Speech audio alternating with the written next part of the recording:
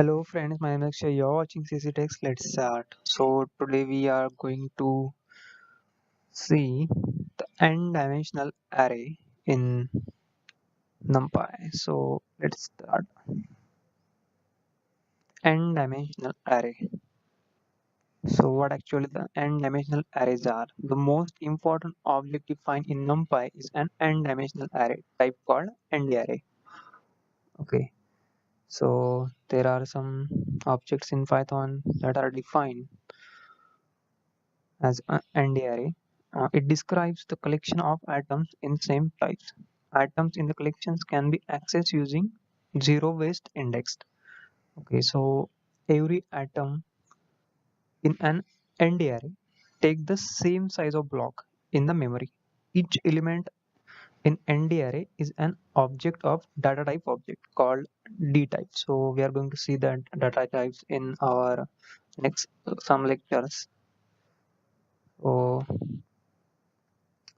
an atom extracted from ndarray object by slicing is represented by a Python object of one of array scalar types.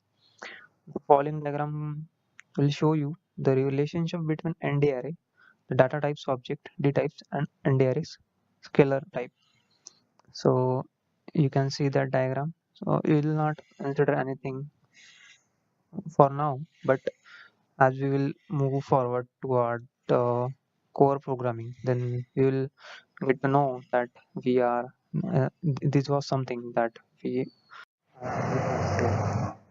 The basic ndarray is created using a function adds, okay, dot array, np or numpy dot array. You can, so here are some parameters you can see popping on the screen: object, dtype, copy, orders, and block. So we are going to use them all in our programming. So let's move to the console now.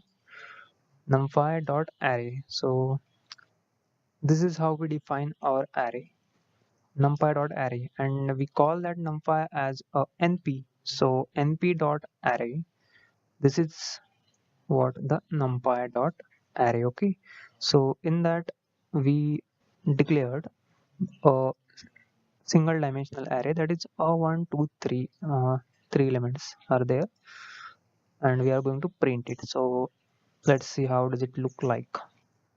So here is a array 1 2 3. Okay, so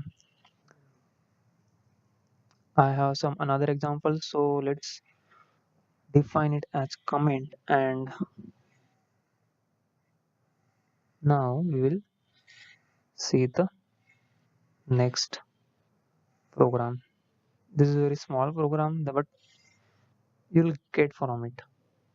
You cannot jump to the higher or core programming directly. So this is a two-dimensional array, and the method how to define it or how to write them is like np.array and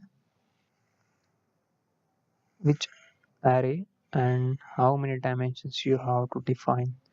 So like this is our third. Okay, so here is a d type,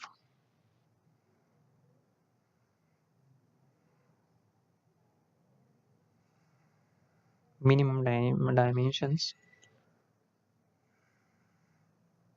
Okay, I'm just taking the different examples so that you can get the difference between them.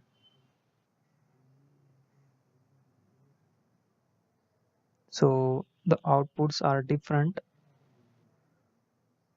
cause of their data types. So we'll see the data types in our next video. This is just a representation how we define the arrays in NumPy. So I hope you get it, and if you really getting it, please comment it down. If you like this video, please like.